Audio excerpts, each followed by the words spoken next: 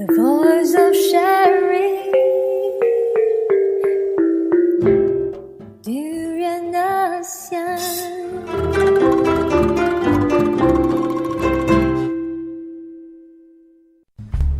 Blast from the grassroots, connecting people and sharing ideas.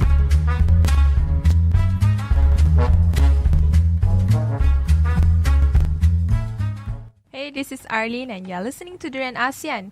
In our Blast from the Grassroots, we are going to discuss an issue that many people actually talk about is the people who actually pick up our garbage.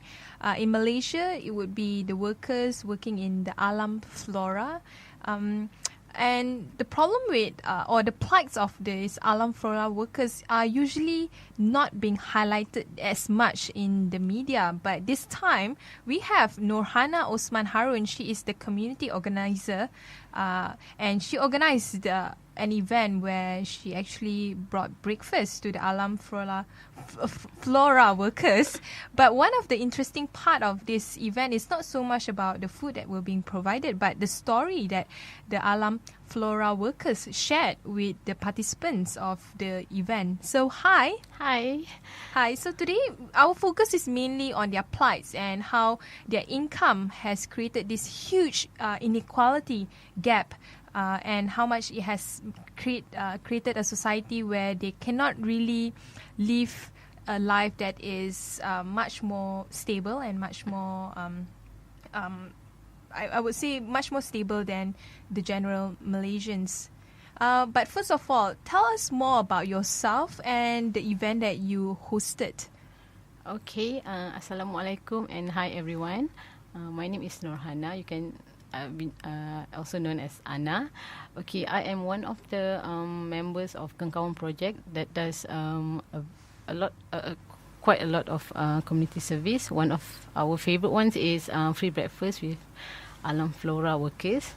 The reason why we do this is because we love to give free food to people, and one of them is how do you feel when you just people just ignore you, but you got something before, let's say before you go to work, you got a breakfast from stranger. How do you feel? That's our main reason actually. But more and more we do this, we got to know more about them. And one of the stories that I'm going to share later is how they survive with that kind of salary.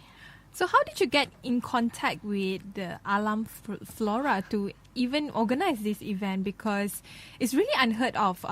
So far I don't know. I mean, of course, the civil societies in Malaysia, they do a lot of really great stuff, especially trying to highlight grassroots issues. But when it comes to people who pick up our garbage, we seldom even talk about them. And I have to apologize, but I always thought that they were foreigners. But in actuality, they are just like us, Malaysians. Sad but true, they are Malaysians. Most of them are Malaysian. 90% of them are Malaysian, and out of 90%, 70% are Indians, and 20% Malays. And so far, I never seen any Chinese. It's not a popular job for the Chinese to pick up garbage, apparently. Yes. Okay, but how did we contact them for first?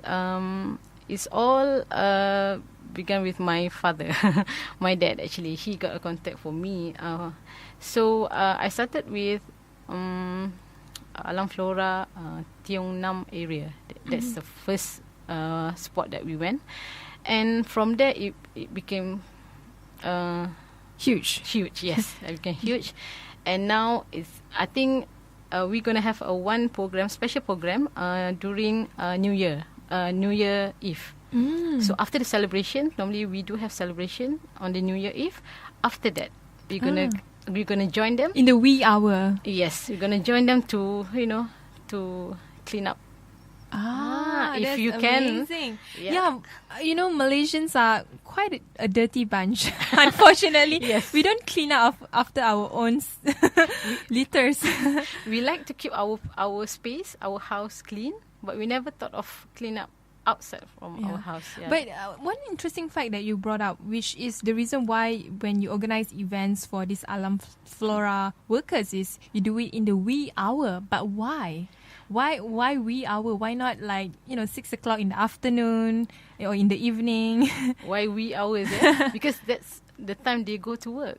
When we were sleeping, that's when they go to work. Okay, especially during the morning shift, they start 6:30 in the morning and they finish at 4. If the night shift, they will start from 8 p.m. until 4 in the morning. So that's the reason why we always involve with them during the wee hours. And at the same time, we learn and understand how hard it is to earn that such of amount of money. But during the very odd hours, they sleep. I don't know what time it is. Yeah, I mean, it seems like they practically slaves themselves for this sort of job. So I want to ask you, what is the tagline for these Alam Flora workers? Because their job is to pick garbage, but do they have like a tagline or something? Yes, but promise me, do not laugh at me. Okay, Alam Flora bersih. Alam Flora bersih bersih. Alam Flora bersih bersih bersih. And they are wearing something yellowish also, right? Yes, the vest. The vest. I hope it's not similar to another bersih. No, I'm sure. Totally not. Yes. Let's talk about their salary, because I think the main focus here, how Malaysian income or wage has been stagnated so badly that until now, Malaysians in general don't really earn that much. On average, it's about on average, Malaysian earn about 2K or 1K, but this is less than 1K. This is minimum wage. Earlier, a couple of months, probably last year, the debate on minimum wage was intense. A lot of the people from the government say 900 ringgit is sufficient enough.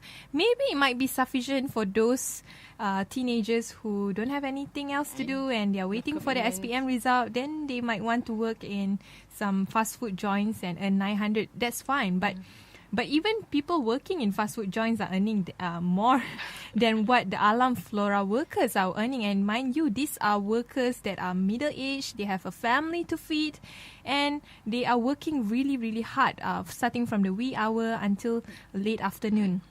And what is their salary, by the way? We have to go back. Okay, as far as I know, they earn a minimum of 900 and can be up to 1,000 plus. It depends on the overtimes and some commission, I guess. That's all. But I don't think it goes above 1,500. So, but why so less? They are doing the dirtiest job for us. They should be earning the dirtier the job, the more you should earn, isn't it?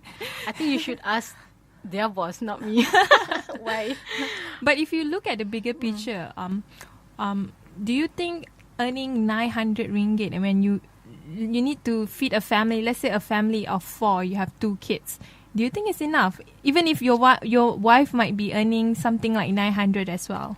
To tell you the truth, I don't think so. Even even the Indonesian maid also earn the same amount.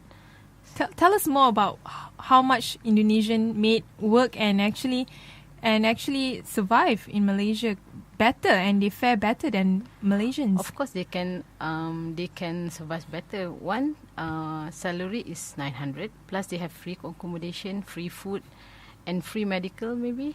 So, and they just live on their own. Meaning they don't have family to take care. Maybe they send the money. And don't even, some of them, probably all of them, don't even have to pay rent. Yes, exactly. So if you compare the Indonesian workers and Malaysian workers, so obviously it's not fair, right? It's not fair. Even though I'm not an economist or whatever, but in general, you can see it.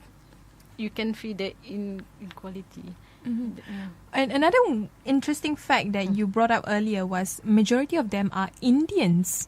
I mean, we are not trying to put a racial lens on this particular issue, but it's quite a stark significance to see that 70 or 90? 70% of the Alam Flora workers are Indians. So that it seems like the Indian community is at risk of inequality, income inequality. I think someone has mentioned about the inheritance. Inheritance. Yeah, because I think that's one of the reason why, and I'm not really sure why is it. So talking about inheritance, it's not actually wealth inheritance, but yes. job inheritance. It's similar to the feudal age, where if your father is a carpenter, you end up as a carpenter. It's like a Chinese. The father is a business people, and the kids will be a business. But this is really bad because the father is an alam flora worker. But when the father is about to retire, he actually reserved his spot for his son. Wow. Something I think everyone has to think about. Why? Yeah. If we need to help them, we have to find ways. It's not only as far as I know, there must be a way.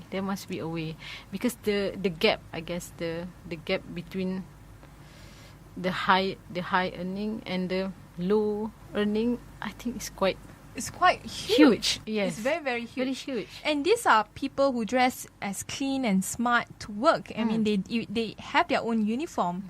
You can actually spot an alam flora worker quite easily. Yes.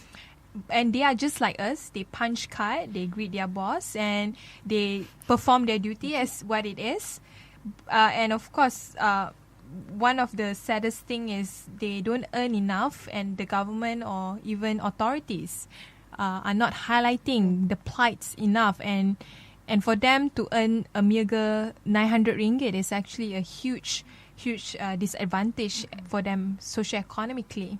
Another one issue besides that they have to resort to the stage where they have to reserve their spot for their son in order for them to have a job.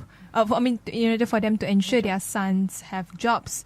Another area that is really, really sad is they even have to resort to borrowing huge amount of money, not from the bank but from Along. Yeah, I guess with the salary of 900, I don't think any bank would allow them to take a loan, right? Mm-hmm. I guess that the only option they have is to borrow from Along, and everyone knows how Along deals with. So these Alongs are it's actually a term where in Malaysia we describe people who borrow money to other people because those who borrowed they lend the money to other people, but because those who borrowed the money from them are not eligible to borrow in banks. But the biggest problem is Along charge very high interest, and they are actually quite what's the right way, violent, is it? They can be violent if you don't pay. Yeah. I guess, as I mentioned earlier, how they go to the bank if the salary is not enough to take a loan? I guess that's the only option. This is the story shared by Syed Azmi. I have to quote it because it's really heartbreaking. Yes. Okay, so let's say the Alam Flora workers get their salary. Usually it's on the 26th of every month, which was 2 days ago. And then they only receive a salary of 900 ringgit. And what Along does is the next day, usually they would accompany the Alam Flora worker to the bank and make sure that they withdraw the certain amount of money to pay back every month. Let's say they force the worker to withdraw 600 ringgit a month. That means all you have left is only 300 ringgit. How can you survive with 300 ringgit every month? Yes, exactly. And a lot of them, they borrow money for what reason actually? The reason why they resort to Along. One of the reasons that I know told by Syed is the need for the marriage, for the daughter's marriage, something. I'm sure that's the only reason. I'm sure they have other reasons. So maybe for kids' education, you never know. When you enroll to university, you need amount of money. Probably researchers can go there and actually interview them. Yeah, why not? Yeah, there are probably different other reasons, but yeah, I think they do it usually for their kids. Even I never read or I never seen any journal on this. Have you read anything? Not exactly at all. Yeah, even I'm sure those who are doing their PhD or masters, they should come up with this issue. Yeah, they should analyze deeply on this issue. And Alam Flora, previously, before it's being privatized, what is it called exactly? Okay, before this, it was Dewan Bandaraya Kuala Lumpur and being privatized to Alam Flora Sendian Berhad. Yeah. Even after it is being privatized, the kind of salary that they receive is still the same. It's still the same, if I'm not mistaken. Yeah. So why privatize in the first place? I guess they have some policy that they have to, I'm not sure why, but must be a reason why, because I think during the year of 90s, I think a lot of government agencies, they've been privatized to actually to improve their service. That's one of the main reasons. The service was tremendously improved. It's just that the wages are not. Which is kind of ironic, yeah, right? Yes, very ironic. But if I had a chance to do something about it, first, as I told you, we should highlight in a bigger way. Let's say someone who is brave enough to write a very, I don't know, long letters or on the newspaper about this. I guess they're afraid to voice out their needs. I guess that's why they just keep quiet and just do. It's very sad when you have a chance to voice out, but you don't want to do it. So I don't know. But when I think about it, it makes me feel bad because And I don't know what to do. It's earlier on, you shared with me about how efficient Singapore's deal with is garbage. People who pick up the garbage as well. Why Singapore is better at managing their stuff? I guess they see this is one of the important professions, I guess. Yeah, because Singapore is very clean. They've been known as a very clean city. So to maintain the cleanness, you need to do extra work. You cannot simply you just being clean without automatically. And then beside their mentality that they know to keep the country clean, at the same time they appreciate more the cleaning workers, I guess. That's one of the reasons. Not only Singapore, I think in Japan, in other Western countries, if you've been, I'm sure you see, they don't really, throw. I mean, it's also cultural. Like you have to culture. create a culture where you take care of the environment. You don't throw things away on the floor. And mind you, it's not like these Alam Flora workers are lazy. They are, in fact, there's a certain KPI. Yes, they have to meet. Key performance index that they have to meet. You might want to share. What is it? Okay. Okay. When I talked with one of the supervisors, they told me that if they found any unpicked plastic bag or anything, they will be minus 100 points. It depends on the garbage. Let's say it's a tin or it's a can, it will be 50 points. If the plastic bag, 100 points, because plastic bag is very dangerous because it cannot be recycled, something like that. So 100 points. When you calculate in a month, that's how Alam Flora been deducted. I think that's some calculations there. So let's say that's what they told me. Let's say if they have 100, let's say they have 10 million ringgit to be paid to the Alam Flora. Before they get the 10 million, they will calculate the points. So they will minus, let's say, 2.7 million. So they won't get the 10 million. They will get lesser. But what is the implication towards their salary? You got minus to your salary too. I see. So you got less than 900. Yes. That is crazy. That's really super, crazy. Yes, really crazy. So whose fault? Is it because their fault for not picking up the rubbish or our fault? So it reflects to us actually. it's our fault that making them suffer, right? So Malaysians are actually quite notorious for not picking up our garbage. Yes. And now we are actually, I mean, they are actually being implicated for the faults of ours.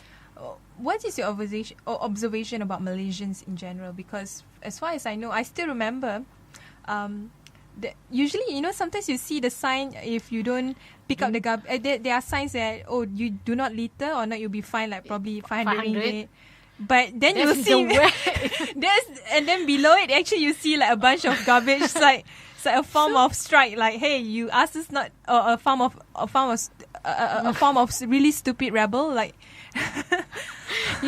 if you have a chance to to get into my car, you will see all the rubbish in my car. You know why?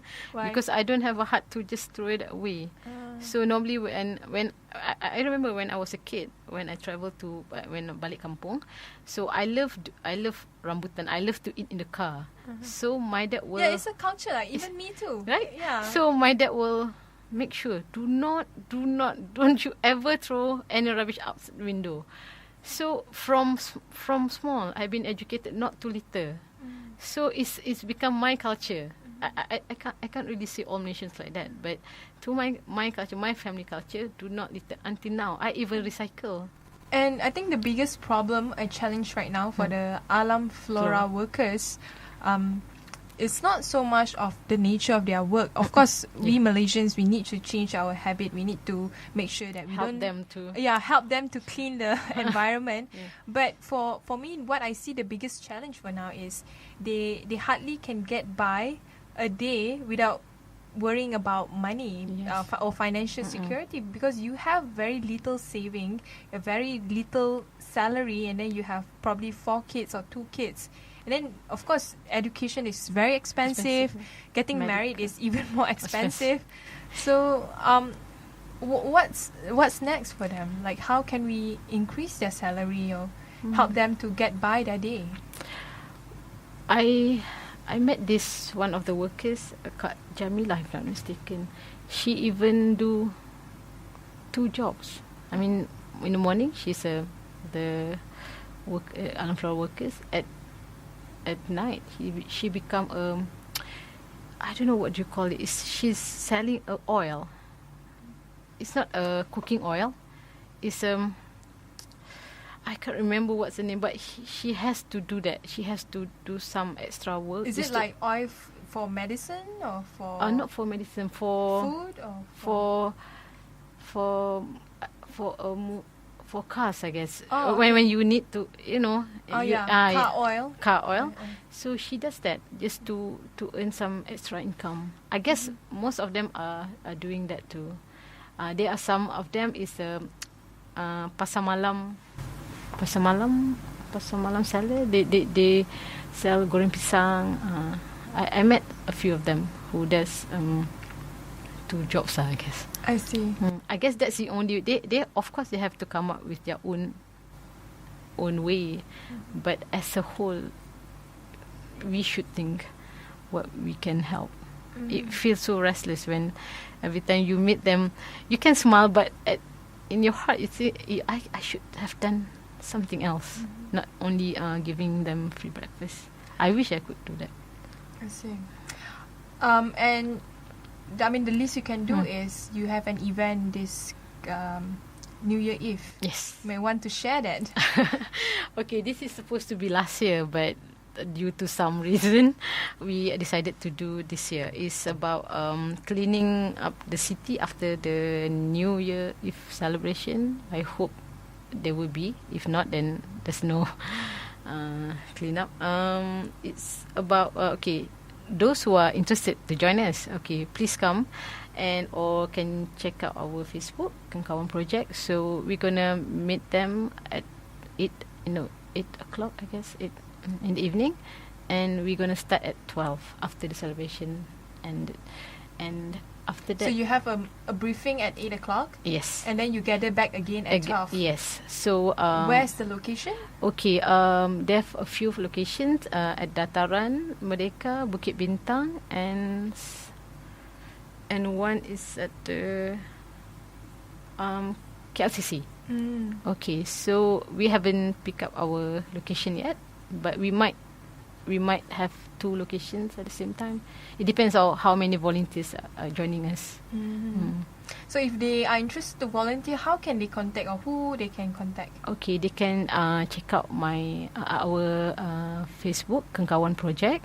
So from there, I will update from time to time about the event. So there you go. If you want to do a bit of awareness and also helping the Alam Flora workers, you just do your bit. But at the end of the day, I think what Malaysians should fight for is better wages for not just the Alam Flora workers, but especially for the Alam Flora workers. I think all of Malaysians, it's time to step up and just see the reality of the socio-economic plights of our fellow Malaysians out there. Those that are not earning enough or are only earning at a minimum wage. Thank you. Thank you.